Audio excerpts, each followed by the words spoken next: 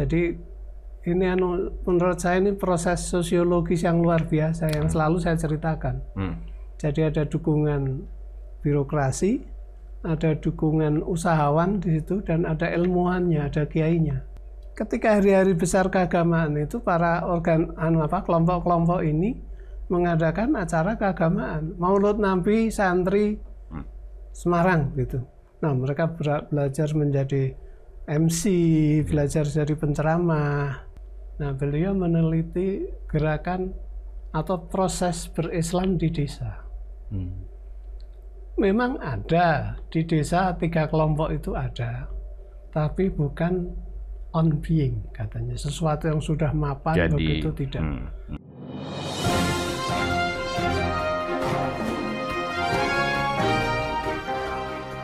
Jumpa lagi di Ruang Publik bersama DDM. Selamat berpuasa bagi kawan-kawan. Mudah-mudahan puasanya lancar dan diterima Tuhan Yang Maha Kuasa. Di studio sudah hadir sahabat saya, senior saya yang lama tidak jumpa, Nasir Budiman. Mas Nasir, ini kita sering ketemu di ITB, di Salaman, di kegiatan-kegiatan diskusi tahun 80-an lah gitu ya. Nah, lama tak jumpa, dan saya kira Mas Nasir perlu mempertanggungjawabkan kemana aja dan apa saja yang dilakukan. Silakan. Ya, bismillahirrahmanirrahim.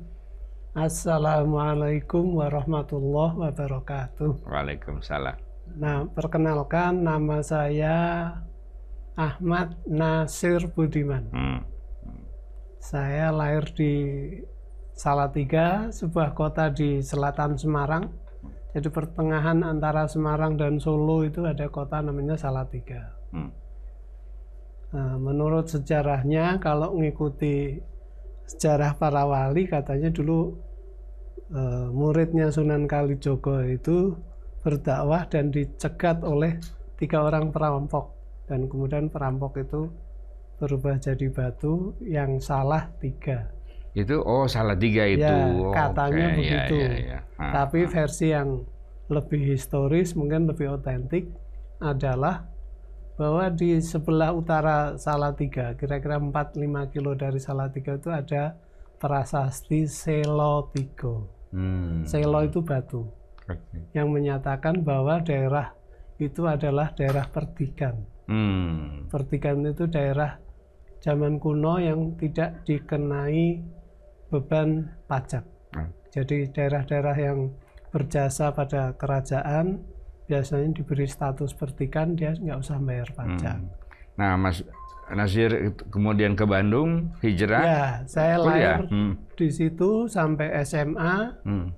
Kemudian ketika kelas 3, waktu itu pelajaran yang sulit katanya orang itu kimia, dan saya alhamdulillah dikaruniai kemampuan bisa lebih banyak tentang kimia gitu, sehingga masuklah saya ke ITB, belajar teknik kimia. Nah, saya tes di UGM teknik kimia juga keterima, di ITB keterima, cuman waktu itu ya mohon maaf, situasi di daerah masih agak feudalistik gitu. Jadi banyak guru saya di SMA itu banyak drop out dari Gajah Mada. Jadi karena dianggap kurang sopan sama dosen, terus takut diluluskan, istilah Jawanya tuh ngecing gitu. Jadi ngecing itu disisihkan lah, dikucilkan oleh guru. Nah, membuat saya akhirnya milih ke Bandung yang relatif lebih lebih maju, lebih modern, yang tidak, hubungan personalnya nggak terlalu mempengaruhi kita gitu. Dan diterima di ITB gitu. Saya keterima 3 waktu itu. Di ITB, di UGM saya berangkat harus tes zaman dulu, pulang lagi ITB penerimaan, saya diterima di ITB. Kemudian ada bule saya, tante saya di IPB nyuruh saya ke IPB juga. Ke IPB. Jadi lulus juga. IPB seleksi rapot. Nah, seleksi rapot saya diterima juga di PB. Teknik pertanian, teknologi dan mekanisasi pertanian. Tapi akhirnya saya milih di ITB. Ya. Karena ya anulah. Kalau lihat sejarah kan pendidikan teknik di Indonesia pertama kali di ITB. Lebih prestisius. Kemudian lah ya. Kita lihat banyak tokoh besar dari situ. Yang kita lihat dulu Bung Karno itu sekolahnya di ITB gitu. Ya. Saya tahun 64 itu bapak saya langganan koran, kumpulan tulisan dari Bung Karno itu dimuat dan buat saya sangat menarik gitu. Sehingga kita milih dari mana sih sumbernya beliau belajar gitu. Salah satunya begitu. Nah, di ITB selain kuliah aktif di Salman. Ya, sebetulnya waktu itu di Masjid Salman belum berdiri seperti sekarang. Jadi sedang dalam tahap pembangunan.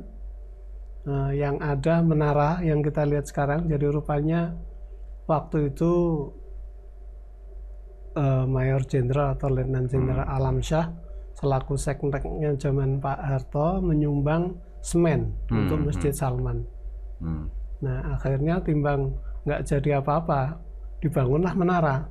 Menara duluan yang dibangun gitu. Nah kemudian ruang-ruang kayu yang direction kit, tempat manajer pembangunan gedung itu sebagian dijadikan musola. Ya sudah kita sholat di situ. Apalagi kemudian juga nama Salman itu sendiri diberikan oleh Bung Karno gitu. Dan dulu saya kos di daerah kebun binatang situ. Dekat lah ya. Dekat, gitu. jadi jalan kaki. Dekat. Bandung waktu itu pagi masih berkabut sehingga kita pernah kesasar kayak gitu. Karena nggak kelihatan jalannya. Oke. Ya itu kira-kira begitu. Jadi saya bukan mau nanya soal di Bandungnya, tapi saya mau nanya tentang bagaimana tradisi puasa di kalangan orang Jawa. Jadi saya melihat Mas ini karena dari Salatiga sebagai orang Jawa, orang yang paling tahu apa yang dilakukan orang Jawa saat puasa, gitu ya? Ya sebetulnya kebetulan saya lahir dari satu melting pot yang lucu. Ayah saya itu dari keluarganya banyak yang jadi kiai. Jadi NU lah ya. Nah, kiai mungkin zaman sebelum ada organisasi resmi NU, mereka sudah jadi kiai. Nah, kemudian ceritanya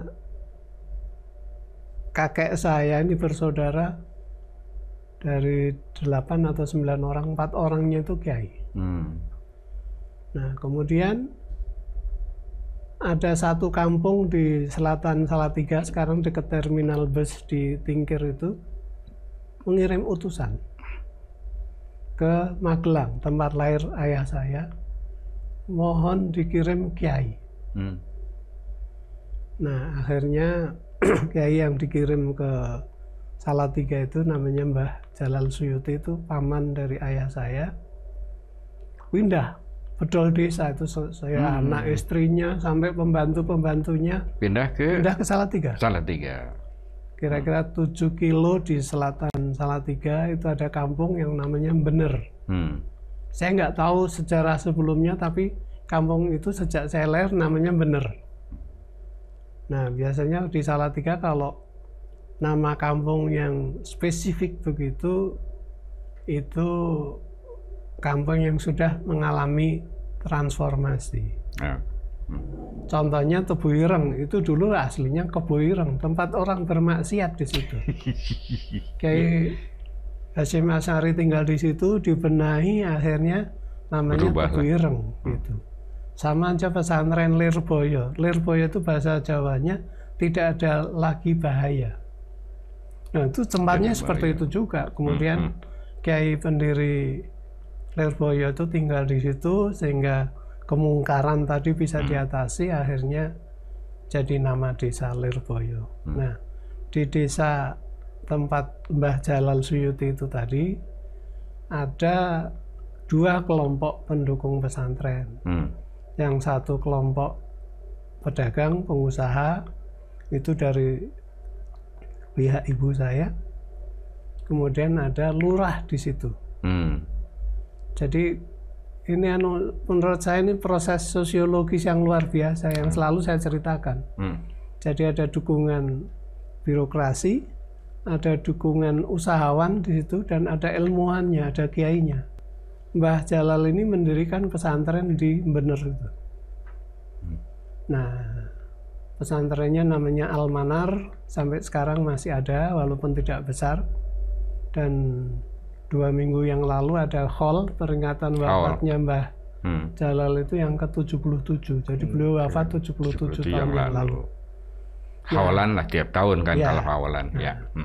Kemudian yang menarik, di antara keturunan 3 komponen tadi saling dinikahkan. Jadi ibu saya itu cucunya pedagang. Dapat bapak saya keponakannya kiai gitu.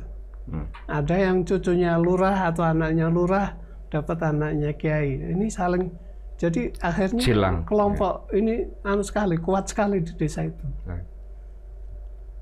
Nyaris nggak ada nggak ada perbedaan yang berarti atau stratifikasi sosial yang tajam gitu. Ya, ini jadi saya rasa tidak dituliskan sebagai teori sosiologi, tapi prakteknya menarik seperti gitu. Ya. Oke, tadi pertanyaannya adalah tadi soal tradisi puasa itu. Ya. Apa yang dilakukan ketika orang Jawa itu menghadapi menjelang mau puasa? Oh ya. Iya kan? Gitu. Ya. Jadi menjelang puasa, yang pertama itu ada istilah nyadran. Nyadran itu kita ziarah ke leluhur kita pada bulan Rajab, Sya'ban. Nah, itu kan belum masuk Sya'ban atau sudah biasa tanggal 15 Sya'ban. Yang itu akhirnya disebut bulan ruah bahasa Jawa itu. Sebetulnya menengok arwah kan gitu. Nah, itu dilakukan sesudah. Jadi arwah itu dari singkatan menengok arwah. Iya, mungkin begitu, tapi selalu ini sasi ruah, bulan ruah gitu. Bulan ruah, ya. Di sunnah juga ya. Betul. Nah, akhirnya mereka nengok, dan kemudian ini bukan perorangan, kegiatan sosial bareng-bareng. Kapan ruahan, jadi bersama-sama satu kampung ke makam membersihkan, kemudian baca zikir, bawa makanan di situ, saling berbagi di situ. Itu bawa makanan. Bawa makanan. Bukan sekedar membersihkan makam. Ya, bawa makanan. Bawa makanan. Berbagi. Bagi di situ. Nah, kemudian bulan puasa itu ada namanya padusan. Padusan itu adus mandi. Di Salatiga itu, di dekat kampung ibu saya itu pas ada. Menjelang mau hari pertama puasa gitu. Ya. Okay. Nah, itu ada pemandian yang terkenal, namanya Senjoyo. Ini jadi ada kayak makna sejarah Sanjaya kan gitu, yang related dengan Selotiko tadi, karena di situ ternyata ada makamnya Nyai Kebu Kanigoro.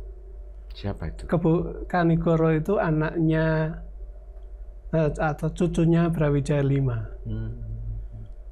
yang kemudian nyisih ke situ. Yang ini kemudian jadi budenya Joko Tingkir.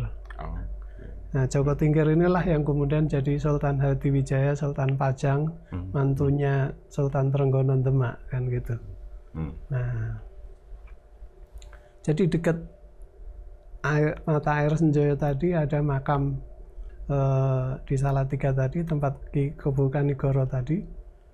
Nah, orang mandi di Senjoyo itu.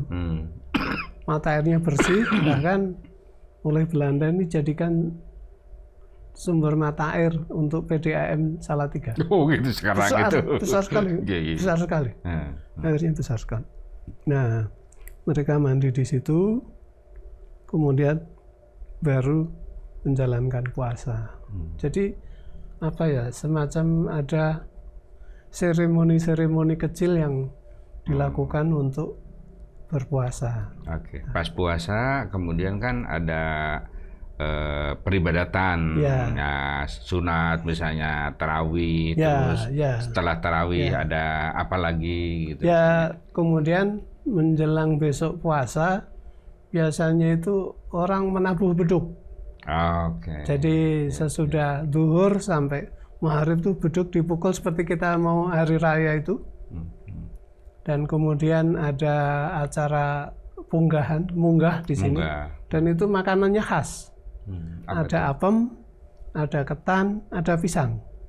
Apa maknanya itu? Saya tidak sampai detail, tapi setiap rumah ngundang tetangganya untuk munggahan. Itu selalu apem, pisang, ketan. Katanya apa namanya? Pada waktu itu arwah dari nenek moyang itu menengok keluarganya, menengok cucunya. Maka di depan rumah juga selalu ada lampu-lampu yang dinyalakan gitu. Akhirnya kemudian tiba bulan puasa, tadi ada beduk puasa, ada padusan, besoknya orang puasa. Nah, malam puasa itu biasa tarawehan. Kebetulan di kampung saya tarawehannya 23 rakaat. Nah, sesudah tarawehan itu disediakan makanan. Ya sederhana lah, ubi rebus, singkong rebus gitu. Itu disebut jaburan. Jaburan itu jaburan, ya. Setelah sholat tarawih? Ya, setelah sholat tarawih selesai, jaburan. Nah, baru pulang. Nah, yang lebih tua biasanya masih tadarus. Nanti kira-kira jam 10, setengah 11 pulang mereka. Nah, pertama itu beduk itu yang juga dikenal di Priangan ya, dipakai di masjid-masjid itu ada beduk.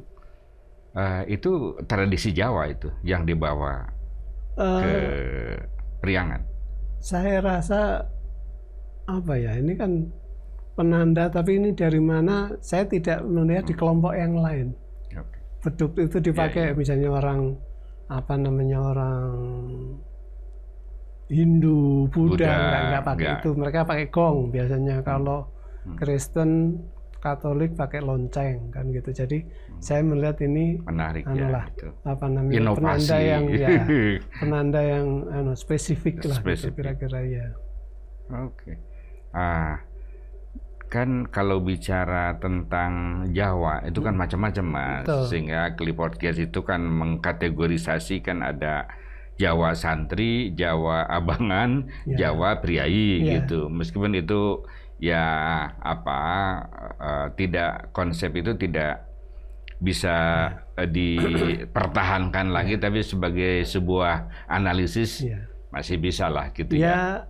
Sebetulnya priayi, santri, abangan ini kalau menurut saya hasil rekayasa. Rekayasa. Jadi Belanda ini ketika menghadapi perlawanan dari para masyarakat yang digerakkan oleh santri ini, maka kemudian dia membuat kelompok antidotumnya. Jadi bukan priayi, tapi tidak sholat. Itu yang disebut abangan. Walaupun dalam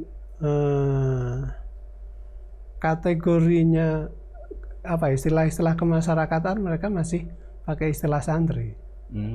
Contohnya misalnya orang menghitankan anaknya itu, even dia tidak sholat gitu, kan dia mengundangnya, saya mau mengislamkan anak saya. Jadi khitan ini selain ukuran dewasa secara sosial, juga dianggap tanda pengislaman seseorang. Nah, walaupun kemudian tidak sholat.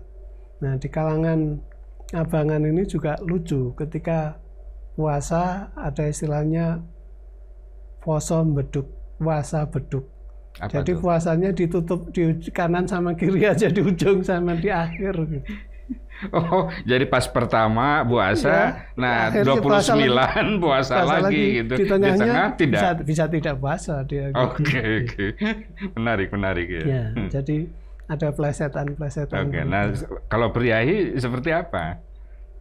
Nah, di dalam klasifikasi priayi ini juga diacak sama Belanda. Jadi sebetulnya pada dasarnya raja-raja Jawa Mataram Islam itu kiai sebetulnya.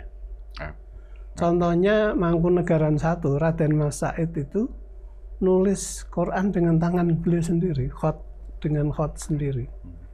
Tapi kemudian pengganti raja-raja ini kalau kelihatan dekat dengan santri dicopot, diganti yang agak jauh gitu. Nah, Mas kan oke. Jadi ada tadi kategorisasi Kripodcast itu yang tadi sebetulnya ini muatan politis lah ketimbang ilmiah gitu ya. Tapi kemudian muncul organisasi Islam kan, Muhammadiyah, NU, dan itu di Jawa, ya kan, lahir di Jawa. Nah, ketika berdiri ormas-ormas itu, apakah dalam praktik tradisi puasa, saat puasa, ada yang berbeda nggak? Ya, ada sih. Ada, tapi sebetulnya tidak prinsip. Tadi seperti saya katakan, misalnya, saya pernah baca ada yang menemukan dokumen pengajaran sholat pada teman-teman Muhammadiyah generasi awal. Itu disebut sholat rawih ya 23 rakaat. Waktu itu? Iya. Tahun berapa itu kira-kira? Saya dapat itu mungkin 10-15 tahun yang ya, 1920-an gitu. Jadi ada keterangan bahwa Kiai Muhammad Dahlan itu membuat pernyataan supaya warga Muhammadiyah mengikuti tarawehnya mazhab Syafi'iyah lah, itu yang. Jadi artinya begini. Yang 20 seperti itu. Dinyatakan Gus Dur, sebetulnya gerakan NU dan Muhammadiyah itu gerakan sosial keagamaan. Bukan gerakan keagamaan yang menghasilkan metodologi baru, enggak. Sosial keagamaan, lebih terorganisir. Nah, contohnya misalnya di Tebuireng, kan waktu itu di pesantren seperti sekarang juga diajarkan kitab-kitab. Tapi oleh Kiai Wahid Hasyim misalnya, kemudian dibikin sistem kelas. Kelas 1 itu kitabnya ini, kelas 2 kitabnya. Jadi mengklasifikasi saja. Tapi itu membuat itu jadi terorganisir. Nah, kemudian juga ini diberi nama Nizamiyah, madrasah di Baghdad itu, kan gitu. Nizamiyah yang sangat maju itu. Kemudian waktu kami mengorganisir kunjungan Dewan Mahasiswa ITB ke pesantren, salah satunya ke Tebuireng, ketemu Pak Yusuf Hasyim almarhum. Beliau mengatakan ada muatan-muatan tambahan di pesantren Tebuireng karena arahnya kan diberikan visi sebagai pemimpin, sehingga di sana ada organisasi-organisasi kedaerahan, santri Priangan, itu artinya santri Tebuireng yang dari daerah Bandung dan sekitarnya. Santri Pati, Kabupaten Semarang. Nah, ketika hari-hari besar keagamaan itu para kelompok-kelompok ini mengadakan acara keagamaan, Maulud Nabi santri Semarang gitu. Nah, mereka belajar menjadi MC, belajar jadi penceramah. Nah, yang menarik, Pak Yusuf bilang, Nasir, itulah nanti praktek yang akan dilakukan santri ketika pulang ke daerahnya masing-masing, berceramah, ngisi. Jadi kemampuan leadership dan public speaking ini diasah di situ, walaupun tidak disebut itulah judulnya gitu. Tapi sejak kapan kemudian menjadi Muhammadiyah dan NU itu secara teologis dan tadi tidak secara fikih tidak bermazhab gitu? Berarti belakangan gitu ya? Sebetulnya belakangan. Ini ada peneliti dari LIPI waktu itu, Ahmad siapa namanya. Dia nulis buku juga tentang Muhammadiyah Jawa. Dia sendiri sedang mencari titik di mana terjadi bukan Najib Burhani, bukan? Najib Burhani. Itu meneliti kapan sebetulnya Muhammadiyah itu kemudian katakan tidak bermadzhab, katakan begitu. Nah, kemungkinan pada waktu dipimpin Muhammadiyah ini orang-orang Minang. Kata beliau begitu, mudah-mudahan saya tidak salah mengingat. Nah, karena memang di Minang sebelumnya sudah mengalami proses kan, kaum muda, kaum tua dan seterusnya mereka sudah mengalami. Ada modernisasi Islam juga gitu ya. Ya, nah kemungkinan pada saat itu. Tapi ada satu hal yang menarik, ya tadi disampaikan suatu saat ketika Kiai Ahmad Dahlan pulang ke Jogja memulai gerakannya, itu ada Kiai Bashir namanya, itu ke Jombang menghadap Kiai Hasyim Asy'ari, lapor di Jogja kok ada gerakan yang aneh-aneh, yang aneh gitu.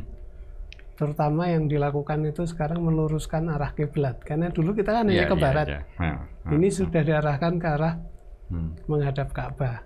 Jadi itu sebenarnya yang ramai dari Kiai Dahlan itu ya. Nah, terus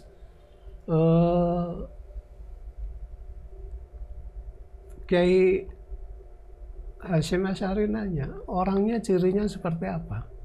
Oh ini, oh itu Kang Darwis. Itu Kiai Ahmad Dahlan, nama tuanya waktu nama mudanya Darwis. Kamu bantu dia. Enggak, kata Kiai Hasyim. Maka kemudian Kiai Bashir ini jadi pengikut setia, pendukung Kiai Dahlan. Dan putranya namanya Kiai Azhar Bashir. Yang ketua PBNU dan kemudian memang produk pesantren juga, kalau nggak salah beliau nyantrinya di Kerapia, terus terakhir di Al-Azhar sampai mendapat gelar master dan ahli fikih Syafi'i beliau gitu. Jadi sebetulnya nggak ada masalah di situ gitu.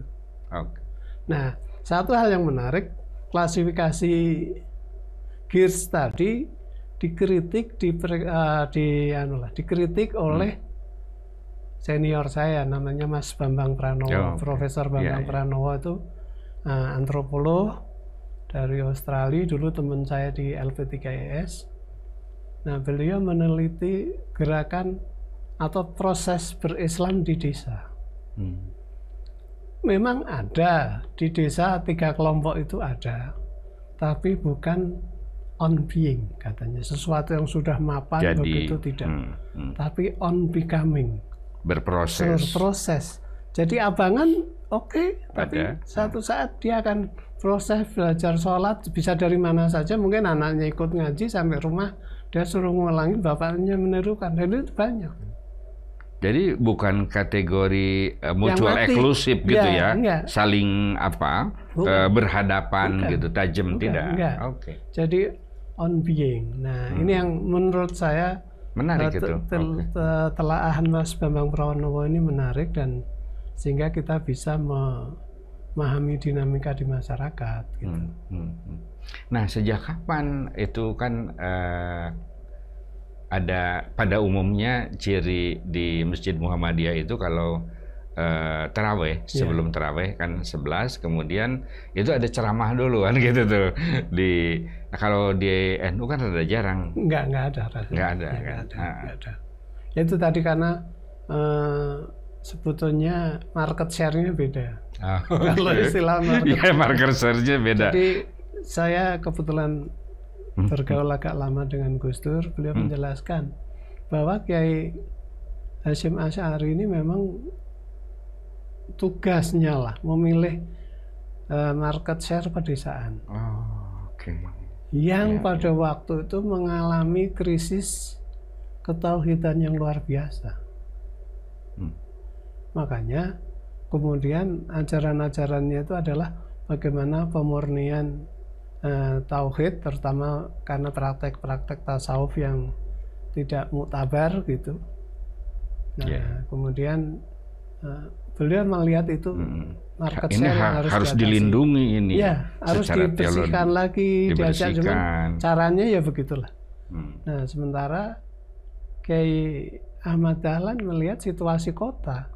Orang Jogja itu kan sebetulnya pusat, katakan tanda kutip, kristenisasi yang besar di Indonesia itu di Jogja.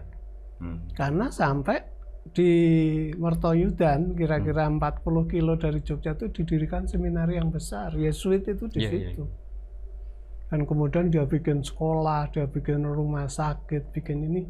Yang untuk mengimbangi itu, maka Kiai Ahmad Dahlan bikin yang versi Islamnya, sekolah Islam, HIS Islam, SD Islam, rumah sakit Islam gitu. Karena itu memang masyarakat kota butuhnya itu. Jadi sebetulnya tadi seperti yang dinyatakan Gus Dur ini adalah gerakan sosial keagamaan sebetulnya. Yang punya tugas dengan tempat yang berbeda. Ya, gitu. Tempat yang berbeda. Nah, jadi kalau umumnya mau dia kalau tarawih itu balik lagi ke tarawih gitu ya, balik lagi ke puasa. Jadi pas buka kemudian sholat tarawih, nah mungkin sholatnya tidak terlalu inilah sunat lah gitu, tapi kelihatannya ilmu yang lebih penting. Ya gitu mungkin gitu. Ya, karena orang kota kan lebih explanation need-nya lebih besar. Betul. Nah kalau misalnya di pedesaan ya tadi udah yang penting kan ibadah gitu kan. Ya sudah dijalani. Gitu. Nah, bahkan kalau ada ngaji juga kemudian ada orang yang tertidur ya dengan tidurnya aja udah ibadah gitu kan gitu. Oke. Saya kira satu ungkapan penjelasan yang ya jarang diungkap orang. Terima kasih atas kehadirannya. Waktu sudah habis. Sampai jumpa.